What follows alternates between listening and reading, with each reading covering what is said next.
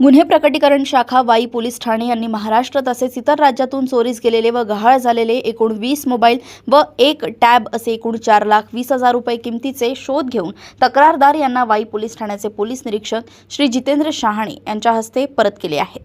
वाई शहर ही सातारा जिल्ह्यातील मुख्य बाजारपेठ आहे। त्यानुसार वाई शहरास एक मोठी ओळख आहे। वाई शहरात आजूबाजूच्या गावातून हजारोच्या संख्येने लोक नोकरी, रोजगार व शिक्षण व इतर बाजारपेठेमध्ये खरेदी करण्यासाठी येत असतात।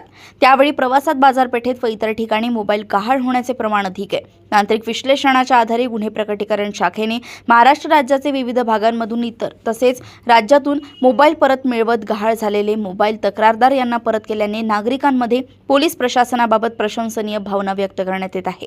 माहे जानेवारी 2024 पासून एकूण 300 विविध कंपन्यांचे नामांकित मोबाईल वाई गुन्हे प्रकटीकरण शाखेने तक्रारदार यांना परत केले आहेत। सहसंपादक रणजित मस्के यांची रिपोर्ट।